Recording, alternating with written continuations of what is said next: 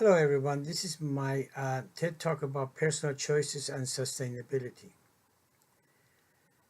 I believe that my life is about choices. There are some that I have no control of, such as when I were born and the family I was born into. As a human being, I'm automatically part of the ecological problems in the world. It is vital I make choices that have positive personal and social impacts that reduce my carbon footprint and become more part of the ecological solution. First, even though it was not documented in my essay, it is a fact that at the age of 55, I was diagnosed with diabetic type 2, a chronic disease. According to a study by UCLA Center for Health Policy Research, more than 13 million Californian adults, I should say, nearly half of the state adult populations, are estimated to have pre-diabetes, which is really an alarming sign of current health situation in California. Here, let us first understand how a personal choice can make change to happen.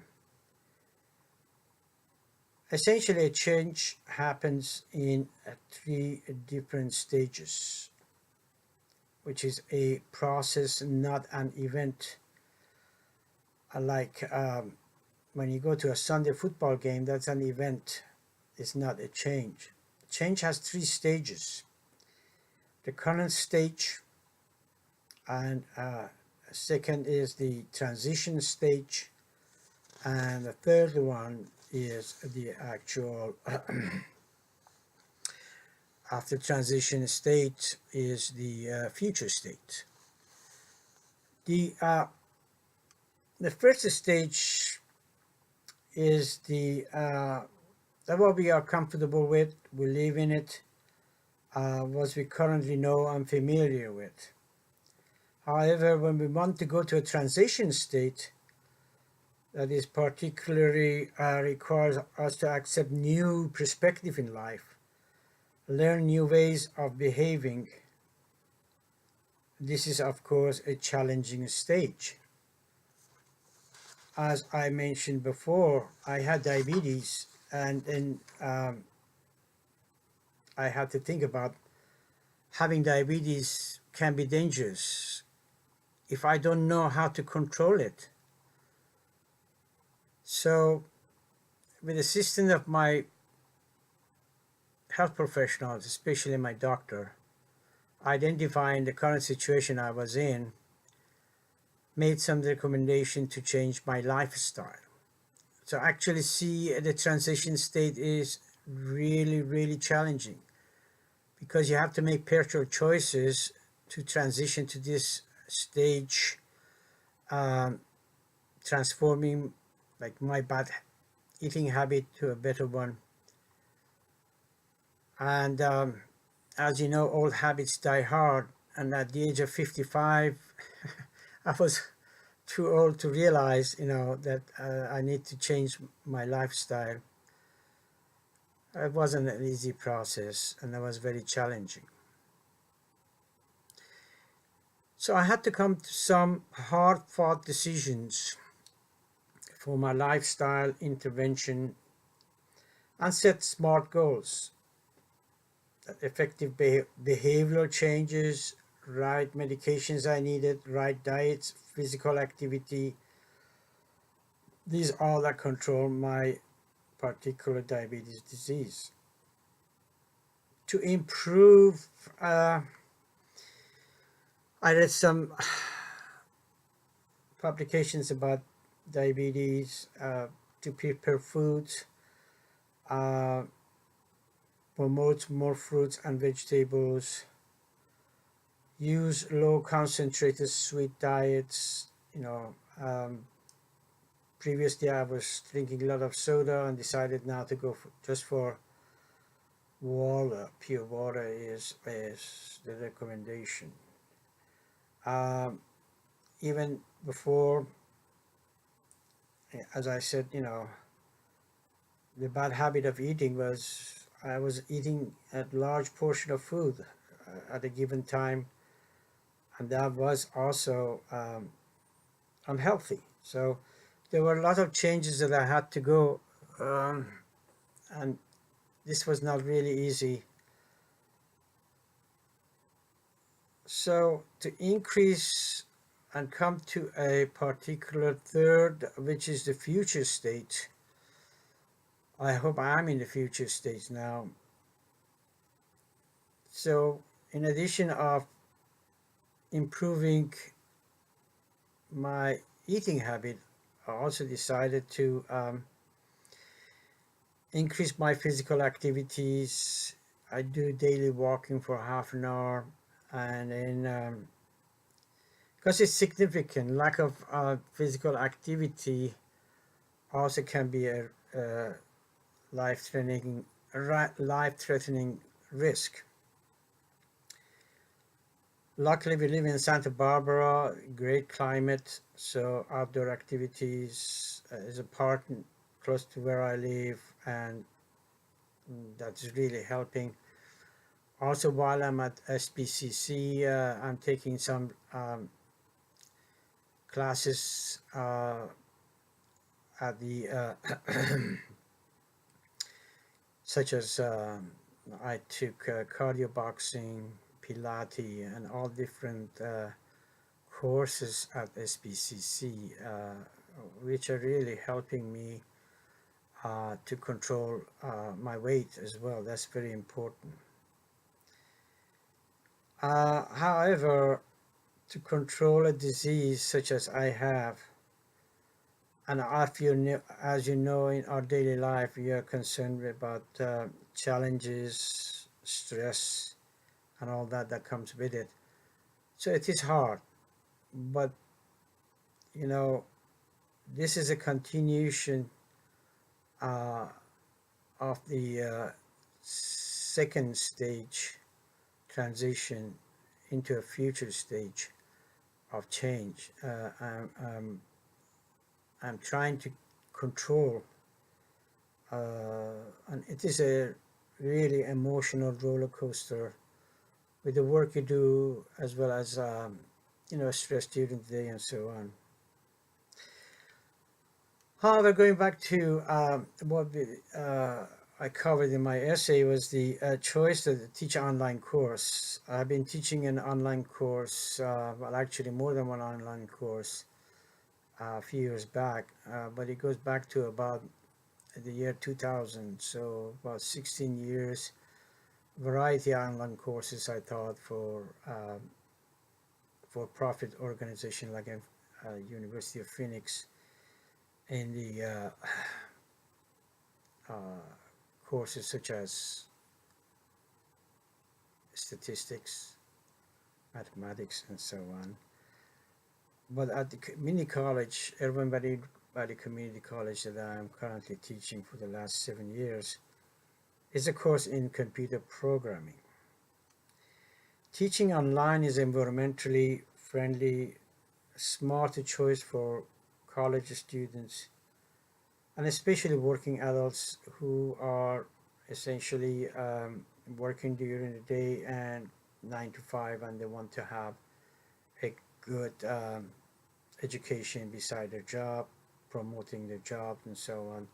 Most adults want to actually promote their own job situation for better financial gain and so on. So it's smart choice for them as well as for colleges that offer um, the online classes because they can actually save on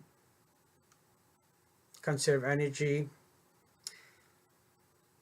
such as heating, lighting, and so on. Less personnel is required. Uh, Less, with regard to e-waste that the students actually have creates, I would say not the e-waste, but more like a waste.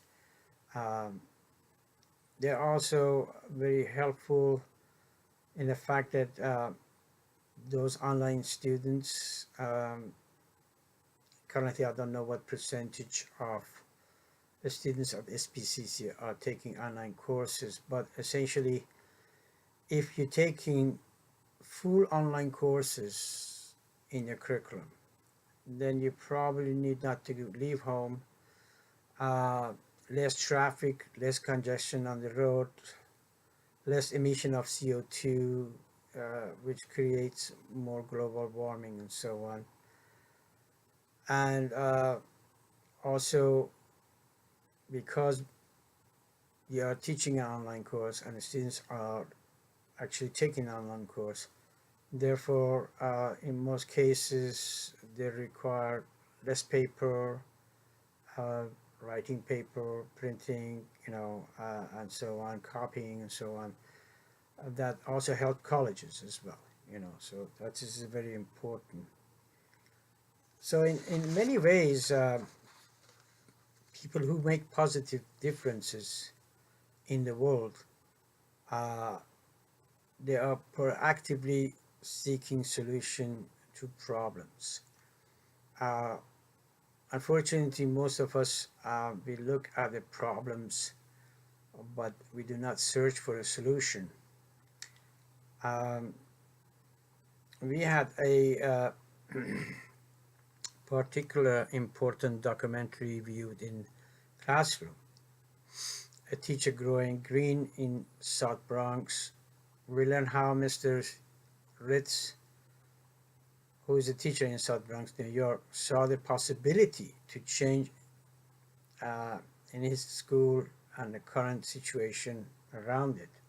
So he saw current state of classroom, students that were from most socially deprived New York borough with poor health, lack of proper parental nutrition, and being in particularly overweight. Uh, Now, I don't want to go into the health hazard of being overweight, but or bad nutrition. But we know that substantially over the years, much younger, much younger age, uh, you know, adolescents have pre-diabetes situation or even with diabetes. So Mr. Ritz actually transformed this by introducing green gardens with simple ideas in his classroom. Uh, this was very good for learning environment. Um, his teaching is philosophy helped the students and was encouraging students to build green walls and gardens, not only helping the students.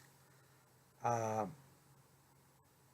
and thirdly, family of their students were consuming what the students actually produce in the school on a landscape, which was landfills in Bronx. They changed that altogether, um, which was a beginning of an entrepreneurship. Even though as simple as it is, the students learn about how to be responsible uh, and looking uh, for possibilities of inventing something themselves. And this essentially will create green jobs, and it's very important nationally for, as we know, uh, going green in these days are one of the fundamental aspects of our society. Uh, anyway, Mr. Reed's achievement emerged nationally known campaign called Bronx Green Machine, transferred the city landscape, and through lens of sustainability, we saw Mr. Movement as a part of ecological solution, and that is essentially it's a solution. He saw ecological problem and he found a solution for it. So that is very amazing. However, although our personal choices give us benefits and have environmental values, nonetheless, there are also some negative consequences as a result of these actions. For instance, online learning, though in many ways good for environment, however, we need to use computers, uh, computer screens, mobile devices of all sorts. Due to emerging technology, new hardware and software that we have these days, as we know, we are a creature of habits, and therefore, as soon as we have a new iPhone, like iPhone by Apple, iPhone 7, or any new software and hardware that we think is faster to use for our online classes, more productive we can be, and so on.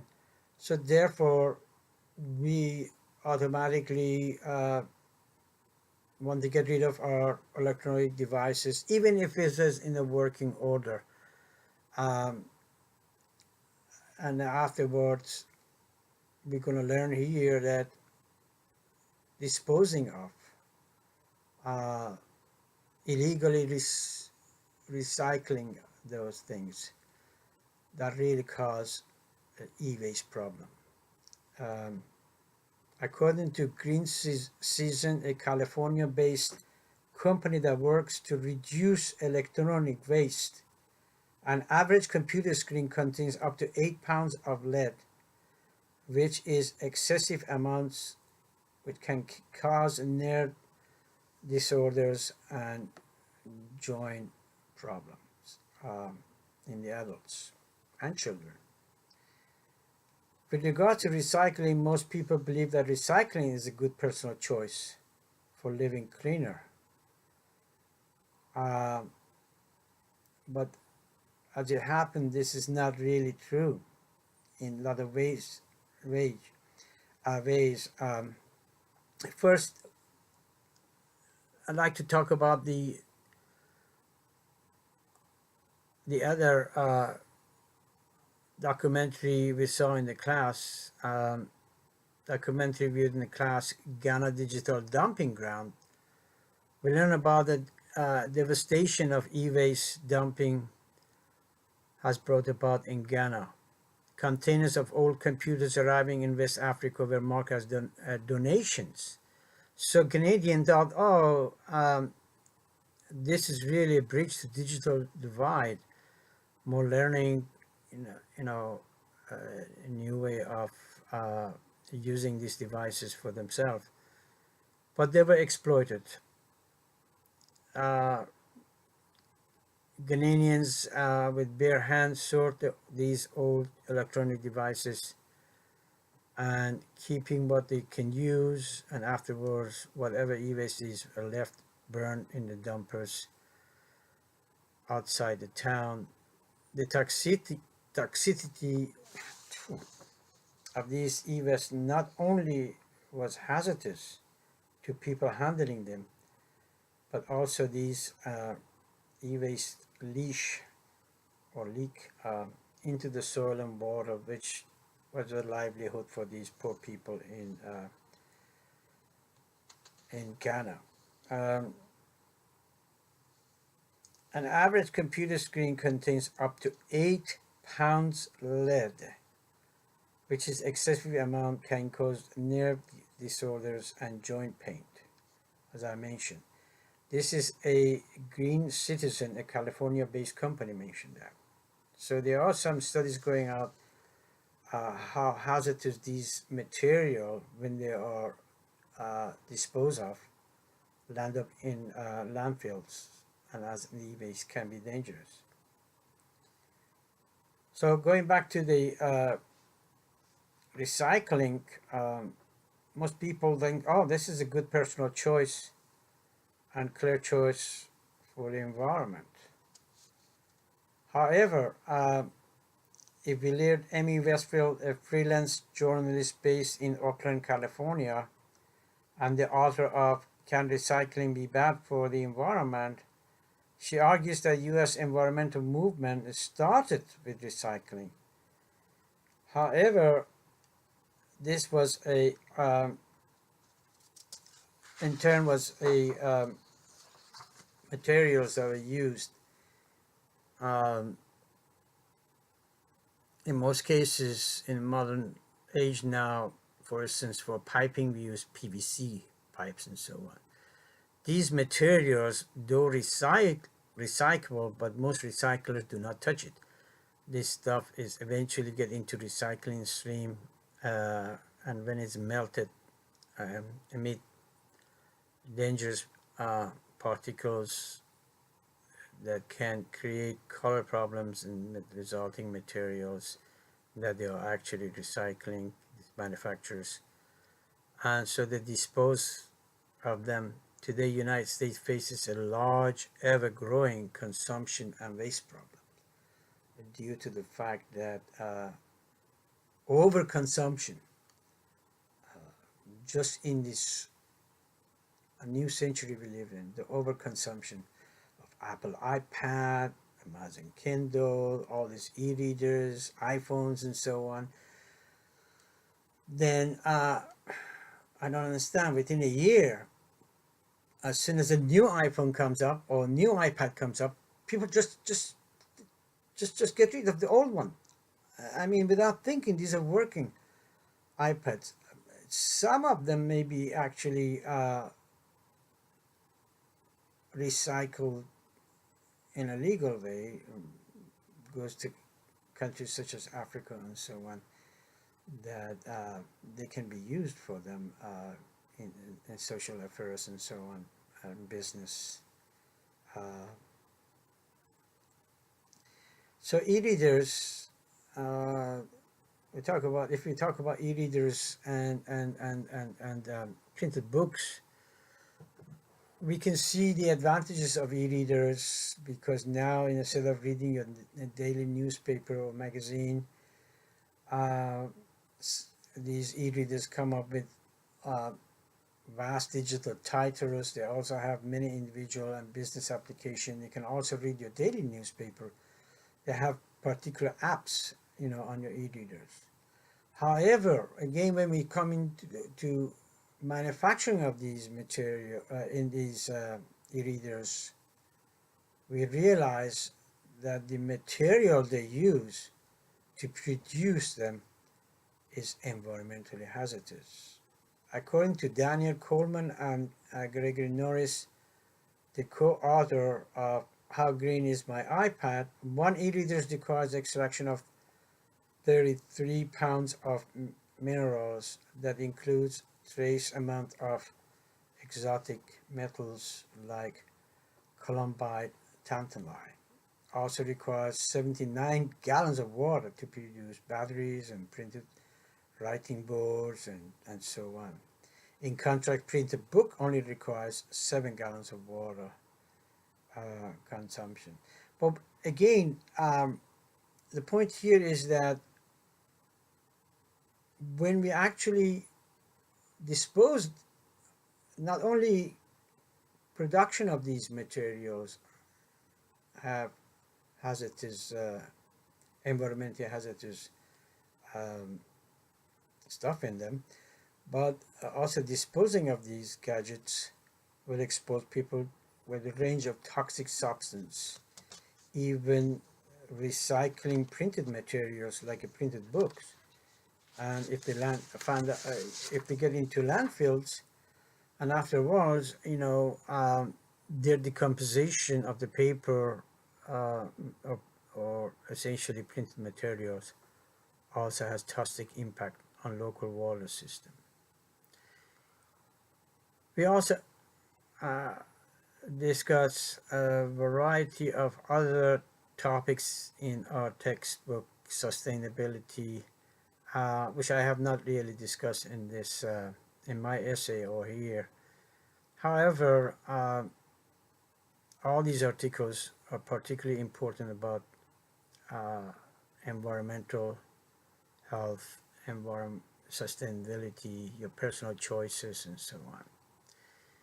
So I hope my personal choice can produce positive, instead of negative effects in the environment. However, I believe that it's not an easy job. It is not. It's just really important to weigh the consequence of any action I take and think rationally before taking such actions. It is important for me to understand that this is completely sustainable if we can continuously think rationally of what action we're taking in our lifetime, whether at home, at school, at work. Anyway, this is my TED Talk today. Thank you.